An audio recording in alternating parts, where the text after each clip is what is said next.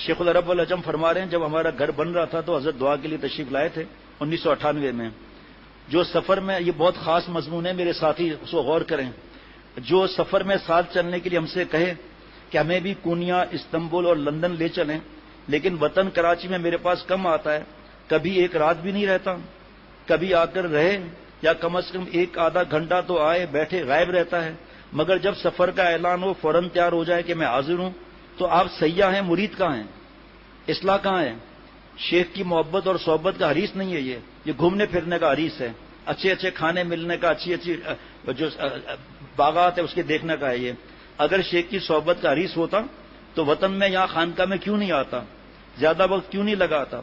سفر کی لذت اور جگہ جگہ کے دسترخوانوں کے پکوڑے اور سموسے اس کو لے جا رہے ہیں.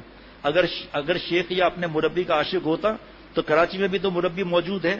تو یہ سمجھ لو جو عاشق حضر نہ ہو تو آج کے سفر اس کو مت بناؤ. یہ بھی مجھے ملا، ہمارے ایک دو ساتھیوں نے میری اجازت کے بغیر غلط کام کیا، لیکن تھا صحیح مجھے پتا چلا.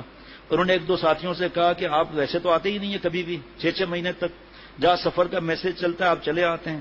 ان کو غم ہوا، مجھے انہوں نے بتایا، میں نے ان ساتھیوں کو ڈانٹا کہ آپ ان کے شیخ تو نہیں ہیں، آپ نے کیوں ان کو کہا؟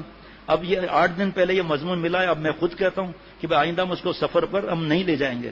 غور کرنا بھائی، نام لکھنے والے جو حضرات ہیں وہاں فیاض لکھ لیں کہ آئندہ ہم اس کو سفر پر نہیں لے جائیں گے جو یہاں نہیں آتا اصلاح کے لیے.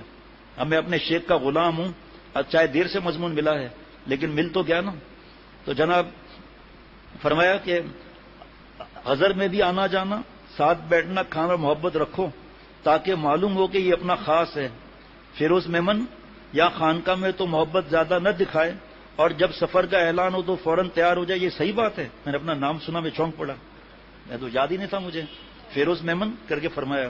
ایک صاحب 12 دن کے لیے سنگاپور گئے، غور سے سننا. جب بل آیا تو 3-4 دن پہلے ہی کراچی بھاگ گئے. اتنا بڑا بل دیکھ کر بلبلا گئے، اتنا زیادہ مہنگا کھانا تھا، اتنی بڑی ہوٹل تھی مہنگی، اور میرے ساتھ سفر میں اتنا بڑا کمرہ سونے کے لیے ملتا ہے، بڑے بڑے ہال، واش روم، گرم پانی، ٹھنڈا پانی، خاص کھانے کی الگ لذت، ان سب کا کوئی بل آتا ہے؟ اللہ کی محبت، دین کی لذت اور صحبت کی ایک الگ نعمت مستضاد ملتی ہے. بتائیے کتنا فرق ہے. ہم لوگ گئے وہاں پر، ہانگ کانگ گئے، کتنی مہنگی ہوٹلیں ہیں، جو 3-4 دوست تھے سب کا میزبان نے انتظام کیا، کھانا پینا الگ. ماریشس گئے تو بل آ جاتا، جو گھومنے جاتے ہیں پوری دنیا کے 1 لاکھ روز آتے ہیں سیاح مناظر دیکھنے کے لیے، لیکن 1-2 کے علاوہ سب اس مناظر میں بے حیائی میں مبتلا ہیں. جس نے مناظر بنائے جنت کیسی ہوگی وہ؟ اس سے سبق حاصل کر کے معرفت کی بجائے گناہ کبیرہ میں ڈوبے ہوئے ہیں. کتنا فرق ہے. کراچی کے ساحل پر بھی لوگ جاتے ہیں، بے حیائی، اریانی، گندے کپڑے پہن کر جاتے ہیں. جہاں عورتیں ہوتی ہیں وہاں بے حیا پہنچ جاتے ہیں. یہ چین نہیں لینے دیتے بیچاریوں کو. انہوں نے آپ کو کوئی اشارے کیے؟ نعوذ باللہ. اشارے بھی کیے تو کیا ہوا؟ اس لڑکی نے کہا کم ہیئر. حضرت نے ری یونین فرانس میں کہا تھا نوجوانوں کو کہ انہوں نے کہا لڑکیاں میں اشارے کرتی ہیں اور زنا کی دعوت دیتی ہے. حضرت انگریزی تھوڑے پڑے ہوئے تھے. فرمایا اس نے کہا کم ہیئر، میں نے کہا نو پلیز. اس نے کہا کم ہیئر، میں نے کہا نو پلیز. اس نے کہا کیا وجہ؟ میں نے کہا خوف خدا، خاتمہ خراب ہو جائے تو.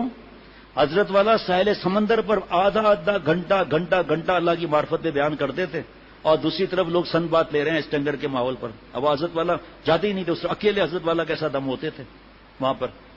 جناب یہ دنیا دار ہوٹلوں میں رہ کر کیا جانے.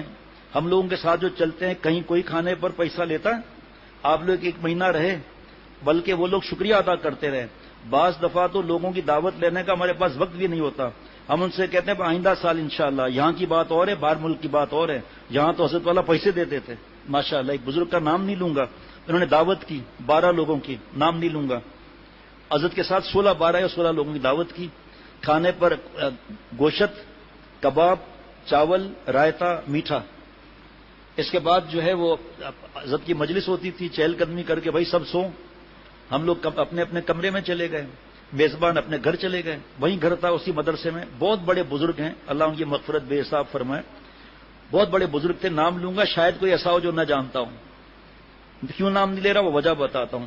ہمیں نیند آنے لگی تو حضرت نے سب کو بلا لیا اور سب آ گئے. فرمایا یہ بتاؤ کھانا کیسے ملا؟ کیسا ملا؟ اچھا ملا؟ کھٹیا؟ اچھا ملا. ہوٹل پر کھانا کھاتے تو ظاہری بات ہے کیا حالت ہوتی.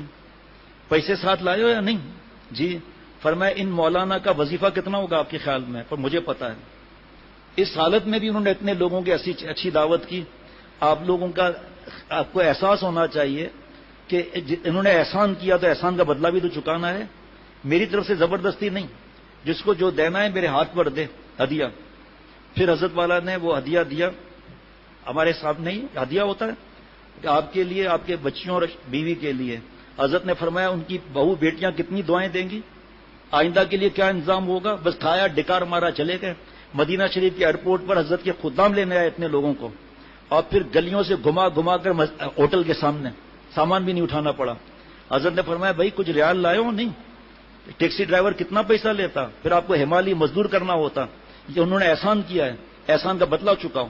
آپ تو مال لائے ہو، جس کے پاس مال نہیں ہے وہ دین کی کوئی بات سنا کر احسان کرے. وہ پھر سب نے الحمدللہ حضرت کو دیا. حضرت نے ان کو ہدیہ کیا.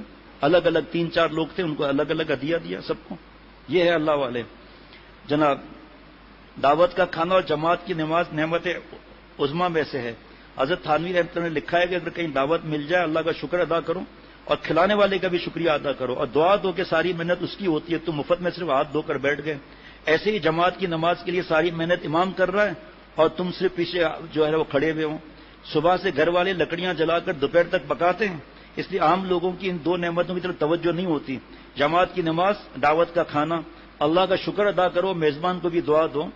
پھر فرمایا فیروز میمن نام لے کر حضرت نے خطاب کیا اور پھر بابا رحمۃ اللہ علیہ کی طرف متوجہ ہو کر فرمایا یہ ہم سے آپ کی بہت محبت بیان کرتے ہیں. بابا سے کہا فیروز میمن آپ کی بہت محبت بیان کرتے ہیں کہ بابا کو ہم سے بہت محبت ہے حضرت والا رحمۃ اللہ علیہ سے. میں ان کو کہتا ہوں کہ فوراً جاؤ اپنے بابا کے ساتھ کھانا کھاؤ. یہ 1993 کی بات ہے اور 1998 کی بات ہے. ان کا بابا کا دل خوش کرو، ان کی خدمت کرو. اصلی پیری مرید یہ ہے کہ جس بات سے اللہ خوش ہو، جس بات سے آپ صلی اللہ علیہ وسلم خوش ہو وہ کام کرو. میں وہ پیر نہیں ہوں کہ تعویذ دبا کر تم کو اپنا بنا لوں اور تمہارا مال اینٹھوں اور تمہارے ماں باپ کی محبت مجھ سے نیچی ہو جائے. مجھ سے زیادہ اپنے ماں باپ سے محبت کرو. تو آئندہ یہ بھی یاد رکھیں گے کہ اس سفر میں وہ چلیں گے جو یہاں آتے بھی ہیں، اصلاح بھی کراتے ہیں.